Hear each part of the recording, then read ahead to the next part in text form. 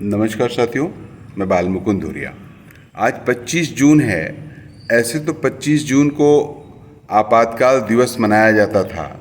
आज ही के दिन इंदिरा गांधी जी ने देश में आपातकाल लगाया था, लेकिन परिस्थितियां कैसे बदलती हैं। आज केवल भारतीय जनता पार्टी काला दिवस मना रही है। बाकी देश की सारी विपक्षी पार्टियां भाजपा के खिलाफ अघोषित जो आपातकाल इन्होंने लगा रखा है, या आपातकाल से भी 4 कदम आगे बढ़ के स्थिति क्रिएट कर दी है, उसका विरोध कर रही हैं, उसका मुखालफत कर रही हैं। अभी पटना में पूरे देश की पॉलिटिकल पार्टियां, विपक्षी पॉलिटिकल पार्टियां इकट्ठा हुई। या विपक्षी कहने का कोई मसला नहीं है। वो पॉलिटिकल पार्टियां जो भारतीय जनता पार्टी के इस अघोषित आपातकाल के खिलाफ हैं, वो इकट्ठा हुई। और मीटिंग में जिस स्तर की बातचीत हुई, वो बड़ा अच्छा लगा देख के।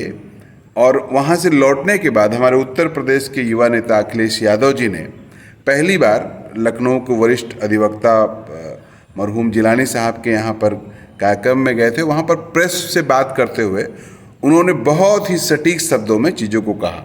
आप सुनिए जरा। यहाँ हम सब लोग आज अधिवक्ता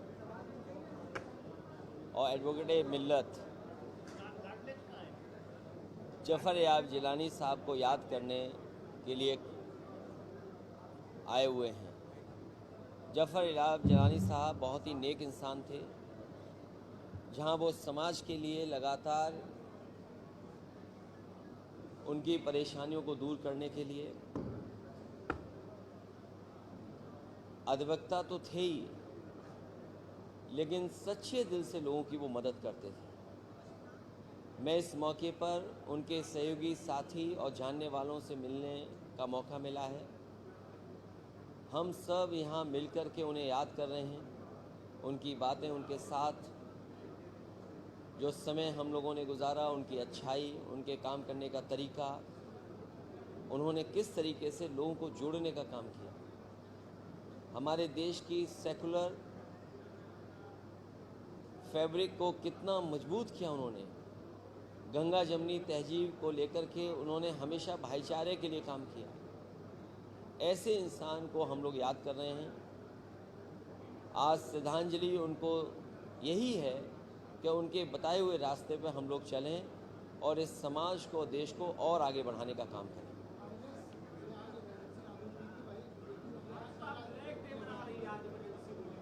देखिए, इमरजेंसी के सवाल पर बहुत से लोगों के साथ परेशानियां पैदा की गई थी इमरजेंसी के दिन, और आज ही के दिन इमरजेंसी लागू हुई थी। वो तो एक पुराना इतिहास है, लेकिन आज जो इमरजेंसी है, आज अगर आप बोलेंगे तो आपके खिलाफ कार्रवाई हो जाएगी। आज इमरजेंसी ऐसी है कि आपको सच्चाई आप तक नहीं पहुंचेगी। अगर आप उनसे सवाल पूछेंगे सरकार से, तो सरकार आपके खिलाफ कार्रवाई कर देगी। कोई न्याय की उम्मीद नहीं कर सकता इस सरकार पर। तो आज में तो पहले से ज़्यादा इमरजेंसी के हालात ख़राब हैं। जो हमसे पूर्वज थे, हमसे पहले के लोग थे, उन्होंने वो इमरजेंसी देखी, लेकिन हम तो आज की इमरजेंसी आंखों से देख रहे हैं। ये सरकार कैसे काम कर रही है? जो संविधान, जो लोकतंत्र हमें अधिकार देता है, उन अधिकारों को नहीं छीना जा रहा। अगर प्रेस के लोग भी सच्चाई चला दें तो क्या मुकदमे नहीं दर्ज हो रहे हैं? अभी तक जितने प्रेस के लोगों के ऊपर मुकदमे दर्ज हुए हैं, इतने शायद इमरजेंसी में भी दर्ज नहीं हुए होंगे। और जब हम और आप लोग इमरजेंसी पर बात कर रहे हैं, मुझे याद है उन्नाव का एक नौजवान पत्रकार हमारी प्रेस कॉन्फ्रेंस में आया था और उसने कहा था कि अगर मुझे सुरक्षा नहीं मिलेगी, अगर मेरी मदद नहीं होगी, तो हो सकता है भारतीय जनता पार्टी के लोग उसको गोली मार दें। और वो आज दिखाई दे रहा है हमको। कल रात तो उसको गोली मार दी। किसी पत्रकार को गोली मार देंगे आप ज़मीन कब्जा करना चाहते हैं? क्या ये इमरजेंसी से खराब माहौल नहीं है?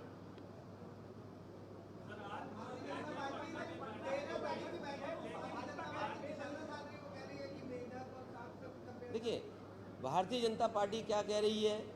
भारतीय जनता पार्टी कह रही है कि ये फोटो ऑप था। आपको याद होगा मुख्यमंत्री जी के कंधे पे हाथ रख करके फोटो ऑप कौन कर रहा था। और हम और आप लोग तो कभी मेकअप करके फोटो नहीं खिंचवाते, लेकिन बीजेपी का कोई नेता है बिना मेकअप के फोटो ही नहीं खिंचवाता। और हम आप लोग कभी कपड़े नहीं तय करते हैं कि कौन से कपड़े पहन के जाना है, वो तो बाकायदा तय करते हैं कि आज ये प्रेस है तो ये कपड़े होने चाहिए और ये रंग होना चाहिए। तो इसलिए जहाँ तक बैठक का सवाल है, पटना का यही संदेश था कि सब हम लोग मिलकर के काम करेंगे। और हमने अपनी राय कई बार दी और वो राय यही है कि जब बड़ा मंच बनता है तो बड़ा दिल भी होना चाहिए। और मुझे उम्मीद है जिस तरह की बातचीत हो रही है सब लोग बड़ा दिल करके ही आगे बढ़ेंगे। देखिए, संविधान हमारा जो बाबा साहब भीमराव अम्बेडकर जी ने संविधान दिया है, यही हमारा यूनिफॉर्म सिविल कोड है। जो बाबा साहब भीमराव अम्बेडकर जी ने हमें संविधान दिया है, यही हमारा यूनिफॉर्म सिविल कोड है। बीजेपी के लोग नफरत आपस में लड़ा करके, एक दूसरे के खिलाफ साजिश कर करके, समाज में खाई पैदा कर करके वोट मांग रहे हैं। मुझे पूरा भरोसा है इस बार कोई भी रणनीति भारतीय जनता पार्टी की चलने वाली नहीं है। उत्तर प्रदेश में सफाया होने जा रहा है और जिस तरीके से गठबंधन या दल एक हो रहे हैं, वो दल तो हो ही रहे हैं, एक दिल भी एक हो रहा है। और वो जो दल थे, केवल दल नहीं थे, पूरा देश वहाँ इकट्ठा था। जम्मू कश्मीर से लेकर के कोने कोने से पार्टियों के लीडर्स आए थे, तो दल तो था ही इकट्ठा, लेकिन वहाँ देश इकट्ठा हुआ था। इस भारतीय जनता पार्टी का आने वाले समय में सफाया होगा। और सफाई की वजह से आपने देखा नहीं कितना डरे हुए लोग हैं। उनकी भाषा देखिए आप, उनके नेताओं की भाषा देखिए आप, क्या भाषा बोल रहे हैं वो लोग।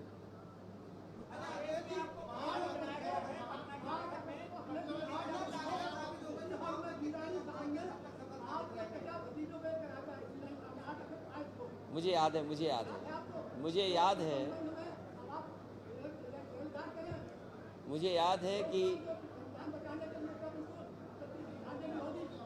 मुझे याद है इसी हॉल में हम आए थे। इस हॉल के बाद एक और कार्यक्रम हुआ था। सच्ची भावना और सच्ची श्रद्धांजलि यही है कि लोकतंत्र और संविधान को बचाने के लिए जो जिलानी साहब ने रास्ता दिखाया, उसी रास्ते पर हम लोग आगे बढ़े।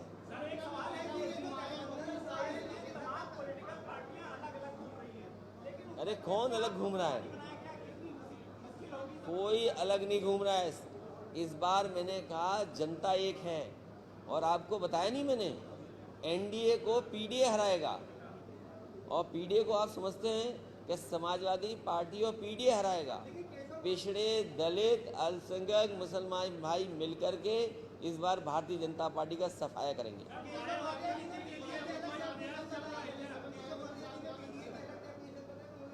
भाई वो इतना ही पढ़े हैं, ए फॉर एप्पल, उनसे कहोगे कुछ और बता देंगे, ए फॉर ये है। बी फॉर बैट, वो कुछ और बता देंगे, बी फॉर ये है। अरे उनकी कोई पढ़ाई है? देखिए, वो बीजेपी जानती है कि पिछड़ों को कैसे लड़ाना है। जब कभी हम लोग कुछ बात कहेंगे तो एक पिछड़ा नेता कर देंगे आगे। ये बात आप नहीं समझते क्या? हम समझते हैं, इसलिए उनके बारे में कुछ मत बोलो।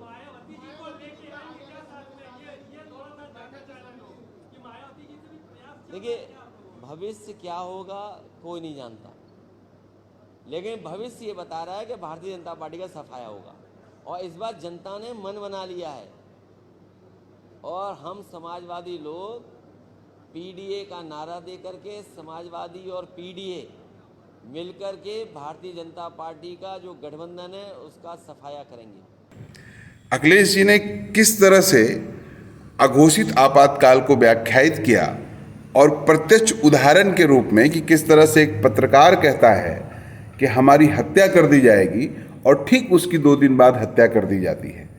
ये न तो बोलने की आज़ादी है, न लिखने की आज़ादी है, और हत्या तक कर देंगे अगर आप उनका विरोध करेंगे, उनके किसी गलत काम पे आप बोलेंगे।